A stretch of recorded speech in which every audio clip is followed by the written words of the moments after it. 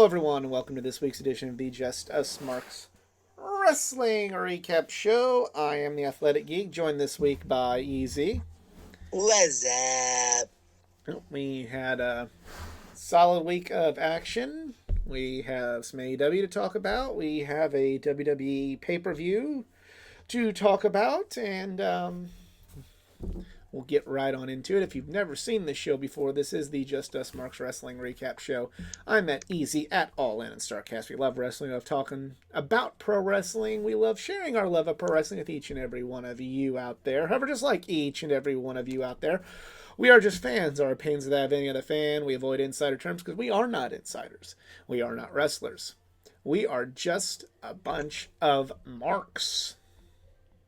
And this week we're going to start off by lighting the fuse and bringing the boom. I'm going to talk about Dynamite. And yeah, show started off with really hot with Jon Moxley and Claudio Castagnoli versus FTR. Well, those are, yeah, it's a really good match. I like the result of it going to a time limit draw because it sets up for the pay-per-view, and like I like this sort of thing. You know, nothing. I think this might be on my countdown. Well, I don't know. We'll see, but it's the year is young. It'll be up there. The year is young. If the year ended today, yeah, sure. The year is young. But yeah, it's really good. You know, I like the build up they're doing with this. Good stuff. Like it a lot. Mike Bennett versus Orange Cassidy is decent. You know, Mike Bennett's very hit and miss with me, and I like him. Like he for all intents and purposes, he seems like a good person. But he's very hit and miss in the ring with me. There's been times I've gone to shows and watched a Mike Bennett match, and Mike Bennett stole the show. There's been times I've gone to shows or watched him on TV and went, what the hell was that? You know, I'm not going to go on a big anti-Mike Bennett rant, although back 2011, super smart me hated Mike Bennett until I saw him have a really good match with El Generico and then met him and then felt like a dick. but yeah, that's how I felt when I met Channing Decker when he was part of a tag team with, oh god, I don't know why the name is escaping me, but he had a tag team that was called the Fraternity, and it was maybe one of the stupidest gimmicks I've ever seen. Trent Gibson, I think that was the other guy, Trent Gibson. And yeah, the Fraternity. AIW? Huh? Was this an AIW? No, this was actually BCW, the Scott Moore show. Oh, wow, yeah. And the gimmick was stupid, but they were actually entertaining to talk to after the show. It was like, oh shit, you gotta remember, they're real human beings too. Yeah, I mean, like, I don't go... I've met wrestlers that I think are nice people, but I can still say, like, yeah, I still don't love them in the ring, but I'll concede they're nice people. But Mike Bennett, I was that guy that I hate on the internet back in 2011. And you would have hated me on Twitter. I hated Mike Bennett. I hated him being in Ring of Honor. I had them like, you know, you can't, you know, I was that guy going, you can't bring in all these Chikara guys, but you got Mike fucking Bennett? What is your problem? And I hated Mike Bennett. Then he had a really good match in St. Louis against El Generico, you know, before he retired to run an orphanage in Tijuana. And I think I told this story once before. I was also being that guy who I really wanted to meet Steve Corino. So I was waiting for Steve Corino to exit to see if I could take a picture with Steve Corino. And Steve Corino was who again? He was did he was an former ECW, original ECW world champion, and then Oh. uh, he had a actually had a feud in ECW with Dusty Rhodes. Um, then started an independent career, had a really long feud in Ring of Honor with Homicide, and then he'd come back to ROH. And I was I'm a big Steve Corino fan, and I'm kind of waiting. And then other wrestlers are walking out, and a lot of them are saying hello and stuff. And out walks Mike Bennett, his manager, who I can't think of his name off the top of my head. Sorry to that manager, because he was a nice guy too. And then there was a woman who I didn't realize who that woman was. And then I go up to Mike Bennett, and this is my buddy JC, who's been on the channel before. He said hey, go get a picture with him. And I'm like, I will go talk to him. And I shook his hand. I went like, hey, had a really good match, even though I flipped you off and yelled "fuck you" at you during the match. Still had a really good match. And he's like, oh, I appreciate you coming out. And the woman that was there just laughed when he said "fuck you." And they're like, thanks for coming out, be sure to come out next time. Really nice guy. Didn't realize at the time that woman that was with him was Maria. So but yeah, no, so again, I like Mike Bennett as a person, and he's had good matches. An ROH show went to campus of SIU, and he had a tremendous match with Delirious at that show, and that one stole the show in my opinion. So I'm not going to say that Mike Bennett has never done anything that that I've enjoyed. He has, very much so. Mm-hmm. And this match wasn't bad, but this whole thing is just something I'm not into. The Undisputed Kingdom, I'm not into it. My feelings on that has not changed. And the fact that they're either A, in my opinion, kind of have Orange Cassidy treading water with them, or B, they're gonna put that belt on a member of the Undisputed Kingdom, is not something I'm really super duper into. Sorry, Mike Bennett. I still think you're a pretty cool guy. Like, I got nothing against Bennett. I was insanely excited when I heard that Maria was back and like Mike was coming in too, and then it kind of turned me off a little bit that Maria was kind of using Mike as a punching bag. I'm like, this was not the Maria that I loved and thought she absolutely should have been a WWE Women's Champion in the late 2000s. Agreed. Again, she seems like a sweet lady, but I'm kind of okay with that one. Sorry, I also loved her entrance theme song, of course. If you've seen our top 10, I loved hearing With Legs Like That. But anyhow, I got nothing against Mike Bennett. I thought this match was like not bad. I was way better than Matt Fuck You Taven. But I actually am kind of looking interested in the Roderick Strong Orange Cassidy match. It'll be a good match. Roderick's always been good in the ring. It's just nothing. Well, I feel like the fact that Roderick's still doing his "I'm going to say somebody's name loudly" thing, which stopped being funny after the first 4 times he did it. Yeah, that's just old really fast. And don't at me with the like, oh by golly, he's oh, didn't you say you wanted him to get negative reactions for being a bad guy? That's a negative reaction. Don't at me about that, because I don't watch it when he's there. When there's going to be a Roderick Strong talking segment, I leave. See again, there's shticks that work. Like when SCU did the whole "this is the worst count ever," like that's funny.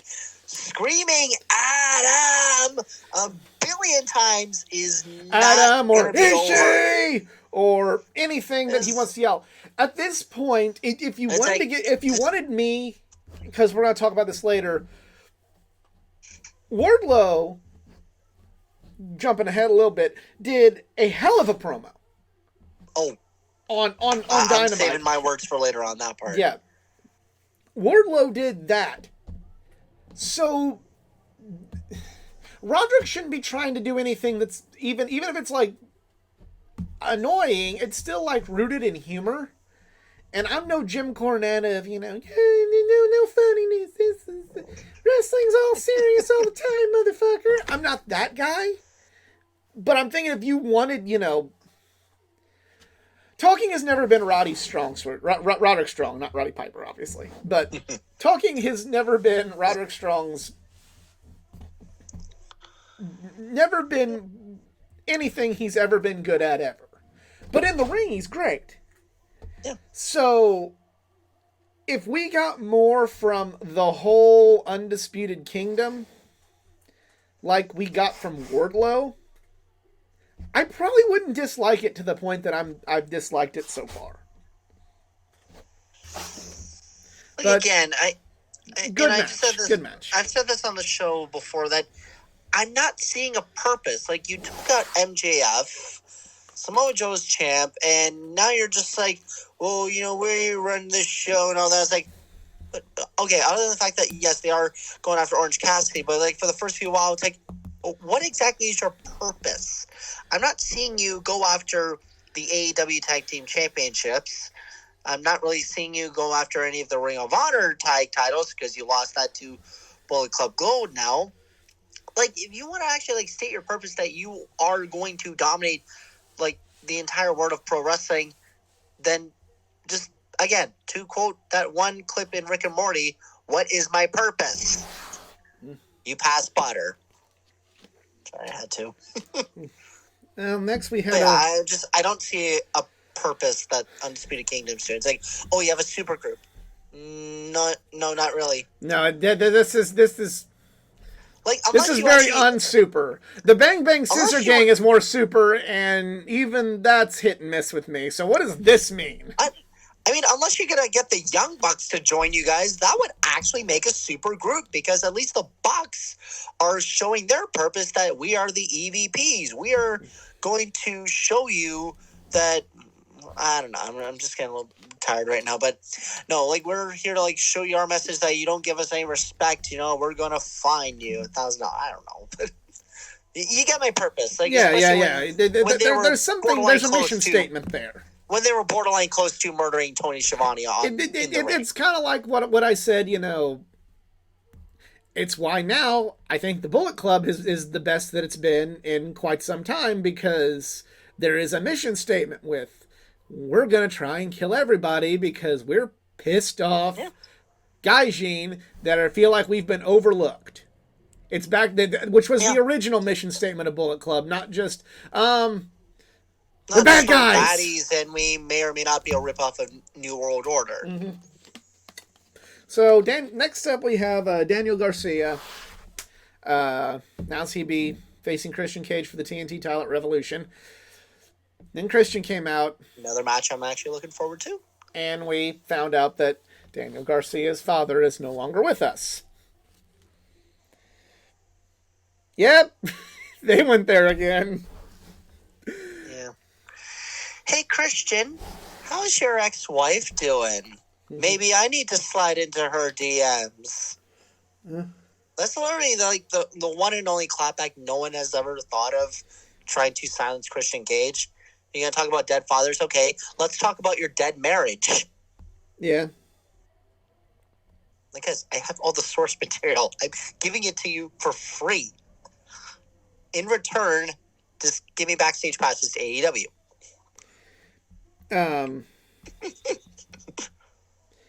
So we have two. Oh, and also speaking about punching bags, Nick Wayne. Yeah, he is. I feel so bad for him. He feels his role, and I'm not complaining, but yeah, I don't get Nick Wayne is not somebody in the wrestling world that I get pumped up about. No disrespect to Nick Wayne, he's young, he'll get better, it'll evolve, but right now his role is punching bag, and yeah, that's it. Like, the way they introduced Nick Wayne, it was awesome. He was a mentor, or just like, another wrestler that, competed with Darby Allin. So it's like, yeah, that's the best way I can put it. So we have two matches. We have Tony Storm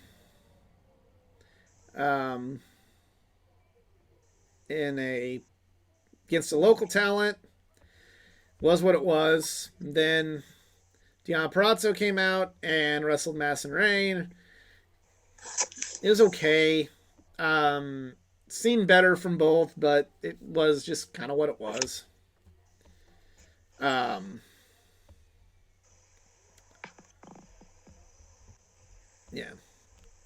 We have the Wardlow segment, like I brought up.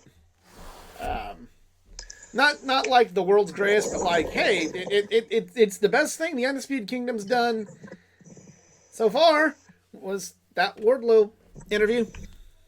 Yeah, like at least he's saying that it looks like he at some point he wants to go after the AEW World Championship, which would make sense. And he's just showing that I'm not going to be this one guy is just going to do the powerbomb symphonies all the damn time. It's like, no, I'm literally just going to go out there and I'm just going to beat people up. And hopefully Samoa Joe or whoever walks out on Revolution as world champ, they better be watching. Yeah. Yeah.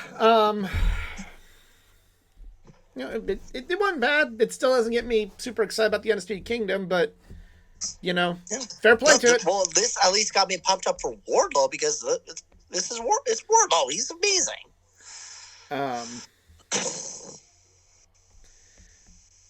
Trios match: Joe Swerve and Brian Cage versus Hook, Hangman, RVD. I didn't like this match that much. Like, the wrestlers all did some good stuff, but it was just kind of. This is just kind of the epitome of a multi-man match I can't get into, and I didn't like it. Yeah, I liked it. It was a best match. Not really, but it was still I liked it. And it's still crazy that RVD still got it. If you say so. He's doing better than a lot of wrestlers are at his age, no question, but no disrespect to RVD. There's a lot more people that are signed to AEW that I'd like to see more than Rob Van Dam being brought in. And like and he's kind of an epitome of an argument of, if another company kept using a wrestler like the way AEW uses RVD over talent that's been signed, it wouldn't be getting a free pass, I don't believe. Mm-hmm. So, yeah. So we go from that to Collision.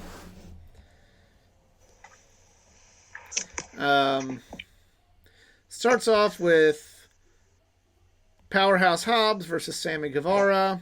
A decent match. I mean, just a decent match. This is fine, Nothing life-changing, but good. Had good chemistry. Kind of a good contrast of styles with the powerhouse of Powerhouse Hobbs versus the high-flying Sammy Guevara. It was good. FTR wrestled Shane Taylor Promotions. I didn't like this as much as I thought I would. It was okay. I thought I'd like it more, and I just didn't.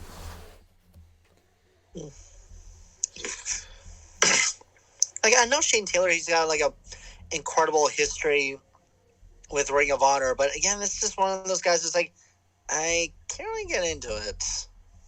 I don't know. Yeah, it's kind of like he even wrestled like Christopher Daniels for like a Ring of Honor show like after Collision was done in Cleveland, but I was just so tired and drained. It's like I just didn't really care. So it's unfortunate, but maybe it'd be a lot better if he just did Ring of Honor like the first like 2 hours, open the gates at 6, have matches like 6:30. Yeah, so you have that same problem that I kind of had with the Ring of Honor, because when I went to Collision, we left before Ring of Honor, and when we went to Dynamite, we stayed for Ring of Honor because the main event was Eddie Kingston, and we'll stay for Eddie Kingston. But the main event of Collision when we went was Eddie Kingston, so we got to go home early. But yeah, I thought I'd like this better, but didn't. BCC and FTR will have a rematch at Revolution. Thunder Rosa had a, lack of a better term, a squash match.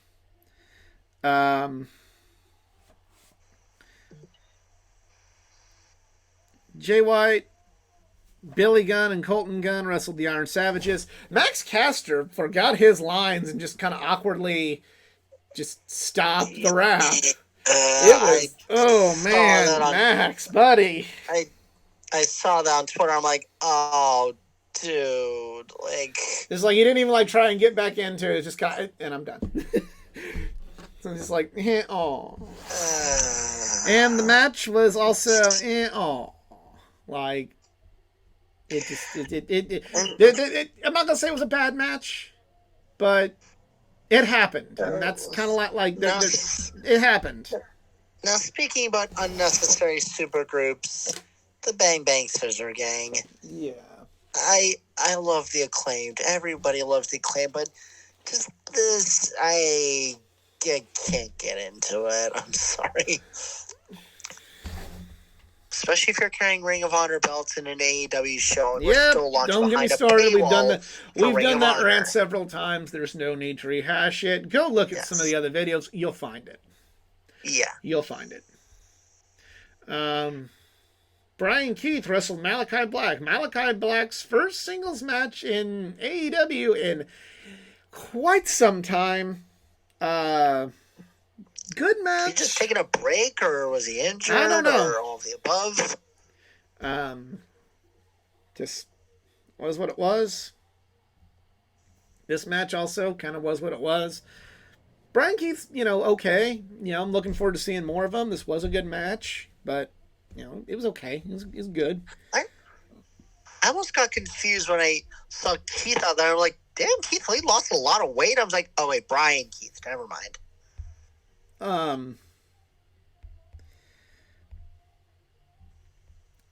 Lady Frost versus Serena Deeb next. Kiera Hogan was sick, and Lady Frost stepped in.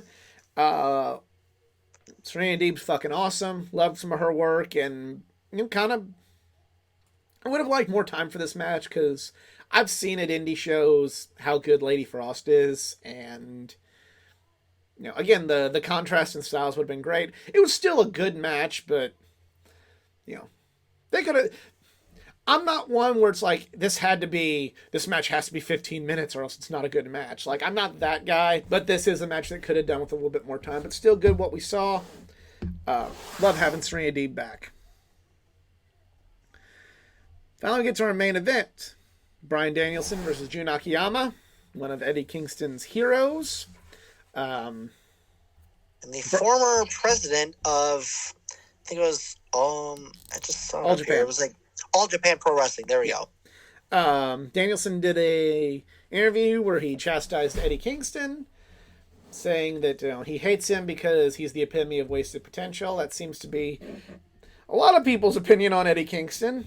But match is really good. And this was one of them, like, you can't go back and change this, but like Prime Danielson versus Prime Akiyama would have been maybe the greatest thing we'd ever see in our life, but still, Akiyama can go even at his age. This was still a really, really good match.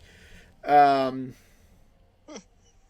like looking at Akiyama's, accolades. I'm like, holy crap! Just one of them, a match of the year '96 with Mitsuri Misawa versus Mitsuharu Misawa. Ace. Yeah, Mitsuri Misawa. Sorry. You've seen Mitsuharu Misawa wrestle. I know that for a fact. Oh yeah, I know. I was like looking at the tag match. I was like, wait, wasn't that the tag match you showed me, or was that? No, that was Misawa and Kawada versus the Miracle Violence Connection. Oh, okay. That's okay. Dr. Death, Steve Williams, and Terry Gordy. But yeah, maybe we could track down that match one day. Good match. The end of it, Akiyama and Danielson shake hands. Danielson afterwards flips off Kingston. Akiyama, who likes Eddie Kingston after their match, took offense to him flipping off Eddie Kingston. So Danielson decided to kick Akiyama in the balls. And turn into a big brawl with Kingston FTR versus the Blackpool Combat Club, and sets up Dynamite. So, yeah, good little episode of Collision. And hopefully a decent go-home show for Revolution. Now go. Yep, we got a few of those next week. All right, so now we're talking about Elimination Chamber. Show that brought out a lot of opinions from a lot of people. So let's get to it. Pre-show, Kabuki Warriors versus Indy Hartwell and Candice LeRae. That was okay. Kind of the one thing for me that made it so I couldn't really get into it as much was I knew the Kabuki Warriors were going to win. And it didn't have kind of that moment where I'm like, oh my God,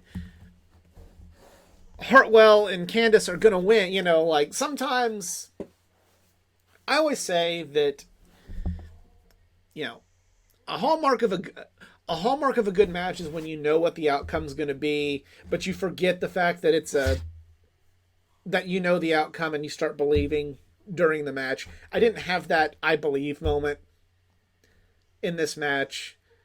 So the ending was kind of telegraphed, but it was a good little match, okay little match. But then we go to the Women's Elimination Chamber, and Becky won, but I was thinking more about the breakout performance of Tiffany Stratton in this match. I've gone on record saying one things I'm a big mark for is watching a breakout performance. You know, even though I was a big Johnny Gargano fan, knew his independent work, like I was a big mark for his match with Andrade at NXT TakeOver, you know, before the Royal Rumble in early 2018, where he really had his big singles breakout match with Andrade. It's a big mark for Shota Umino's performance at the first Forbidden Door show in Chicago that I was there for, because we really got to see Shota break out like that. And this was kind of that moment for Tiffany Stratton. She was very popular with this crowd. She did some great stuff. She lost, but she was who stole the match for me, and kudos. That was great. Big things on the horizon for it's gonna be Tiffy time before the year is all said and done. I don't like everyone on Twitter just like talking about like Tiffany Stratton. I'm like, huh, okay then. But it wasn't me saying like knocking her down, but it's like, okay, well, she's getting attention to everyone, so it's like, all right, well, let's see how we push it.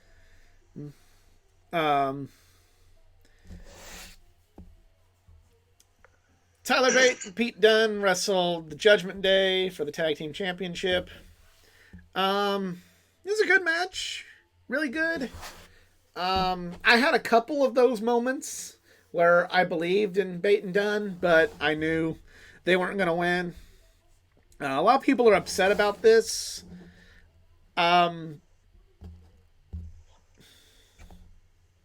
Look, I get it.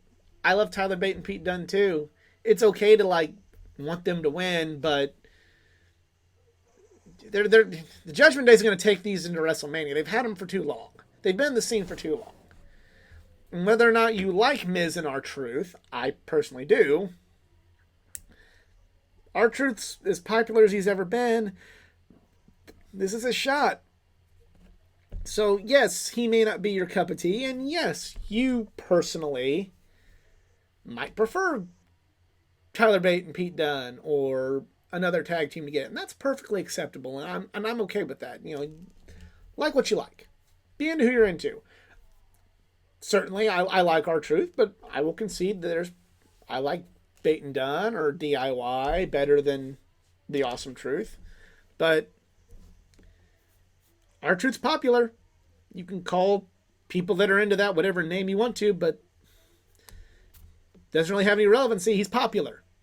And he's having probably the run of his life. And he's never had a big WrestleMania match. He's had a few, like just matches on the card, but never a one with really much of anything behind it.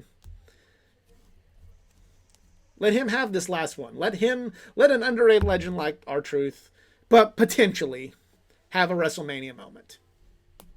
Because that's what I'm seeing everybody bitch about right now. All right. From there, we have a Grayson Waller effect that took... It wasn't a bad segment. You know, the Australian crowd loved Cody Rhodes. They're Cody crybabies like me. So... you know, it's good. It just kind of had a big break in the action. Not something I'm a fan of, but, you know, Bronson Reed's wife had a baby. So he wasn't there, and Seth Rollins was hurt. So a big match like that was, unfortunately, had to be scrapped. I like Cody actually had a match, but is what it is. Don't like it. Not how I would do things, but also, I've seen lulls in action replaced with 3 matches that have no story behind them, and they're just kind of like, yeah, whatever matches. So, you know, sometimes when you're in this position, you gotta do what you gotta do, and in my opinion, I don't think that either side has found the perfect formula. And this was another example of this side showing that they haven't found the perfect formula as much as the other side and their 3 matches that are just, for lack of a better term, filler. Go on. Yeah, I was gonna say, like, wait, didn't like JD McDonough, or like, keep like mispronouncing his name? Oh yeah, JD McDonough. Like, McDonough, didn't he didn't he get involved in this Grayson Waller thing because he was trying to create his own "If You Smell What the Rock Is Cooking"? That was Austin Theory.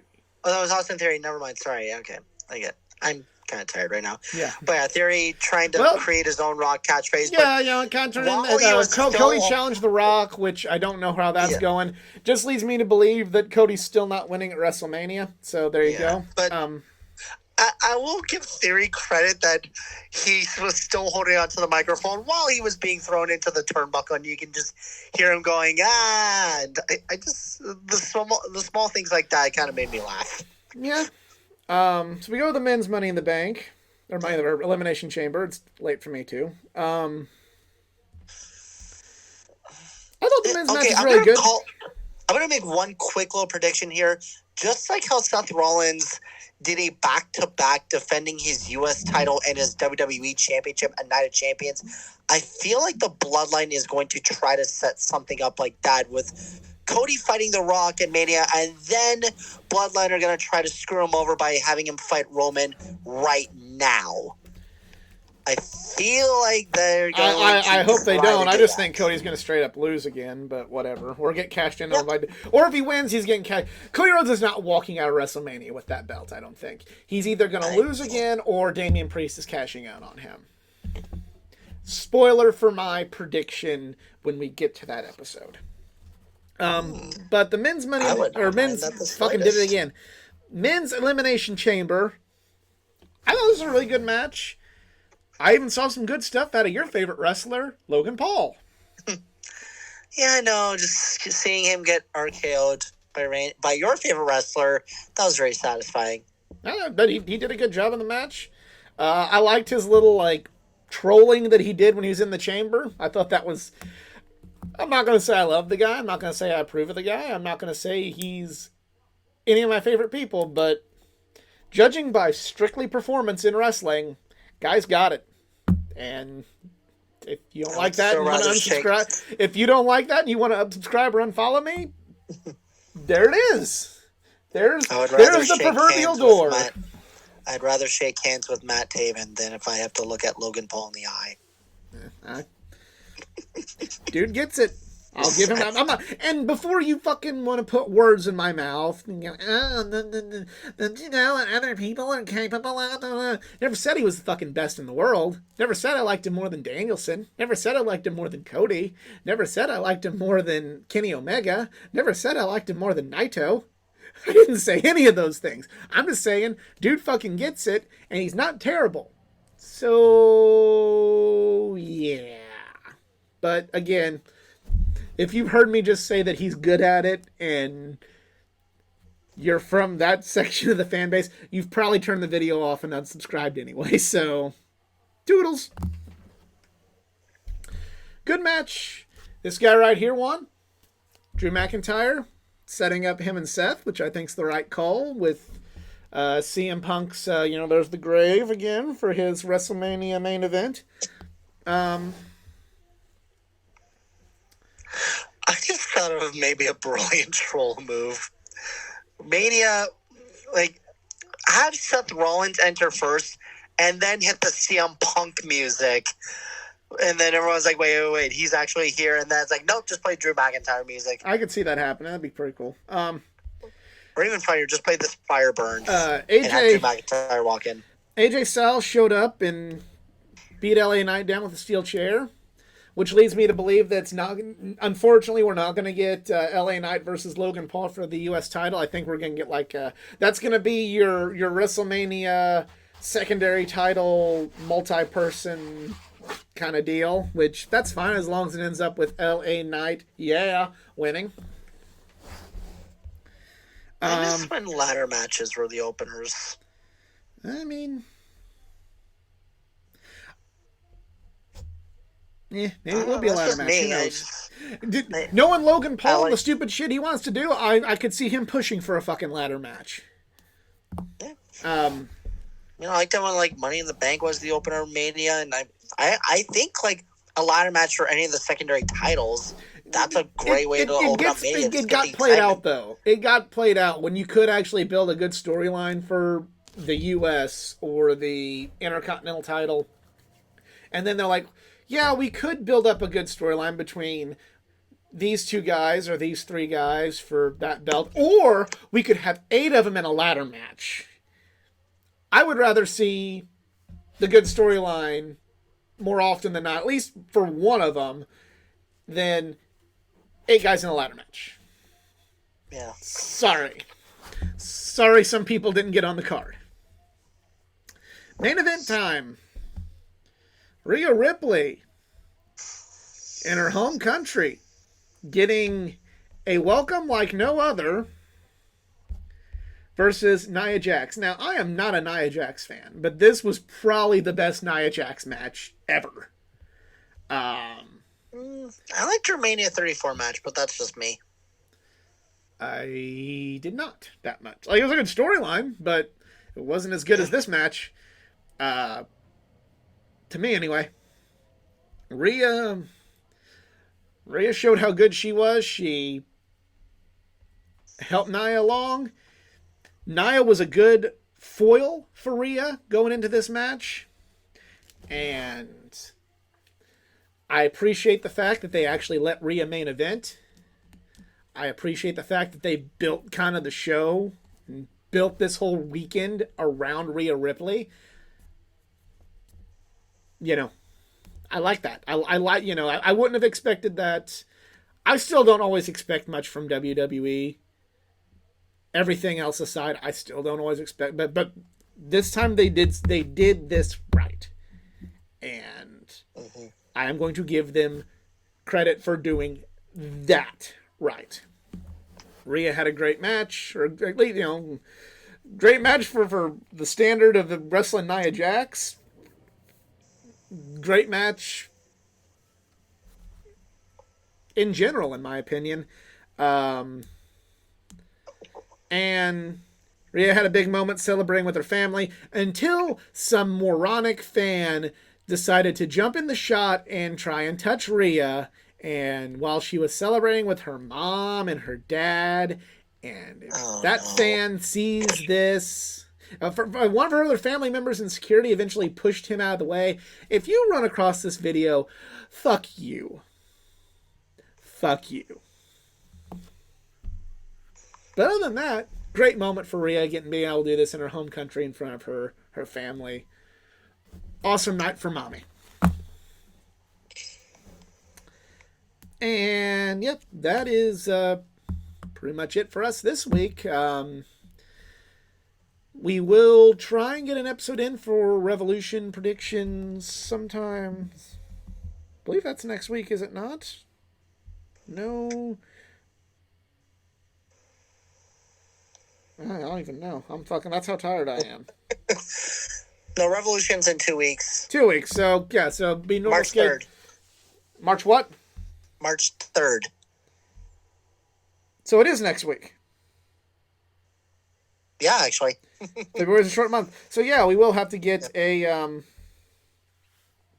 we will have to try and get a predictions episode in, I guess Saturday. Because they announced, like, fucking all their 17 matches, and they'll probably have And a good 8 of them announced on Collision. And also, the night before. Like, I haven't heard any news whatsoever about the WWE Hall of Fame inductions. I'm like, guys, we still got, like it's a month. They got plenty of time. They got plenty of okay. time. If there's 5 or 6 inductees, they can announce one on Raw, one on SmackDown. Boom, there you go. Okay. I don't know. I always get like the I don't know, the feeling that they always start announcing. Other than they start announcing their their inductees like around Royal Rumble time or something. They do sometimes if it's a big one that they think is going to maybe Stone Cold Steve Austin's going in. We'll announce this one now, and that might get somebody to buy a ticket. But if they don't have like a big one like that, maybe they don't announce them that early. Fair. So is what it is. But yep. That is it for us this week. We will try and get a predictions episode in next week. We got about 9 matches we got to sit there. I'm like, oh, God. There are 9 matches, and there'll probably be another 8 announced on Collision. But thank you all for tuning in. If you enjoyed, please like, share, and subscribe. Make up for the numbers that just unsubscribe because I said Logan Paul does wrestling okay. And, follow me to make up for those that unfollowed on my social media pages, facebook.com/athleticgeek89 and Twitter @athletic_geek89. Easy social media, if you please. Yes, you can follow me at the Twitter at ERIKZARINS. You just talk, just anything with me. And also a quick racing related Suarez. note, Daniel Suarez winning by this. He stuck his tongue out like Lightning McQueen and won, essentially. Pretty much. But we had a real life version of the Cars finish. Yes, and like the ultimate have you ever. No, I never. So, but all right. that's. Yep, that's hey, it. Finally, we had a NASCAR race that didn't get postponed because of weather. Yep. So for Easy, I'm the Athletic Geek. We're just Marks, and we're out. Peace.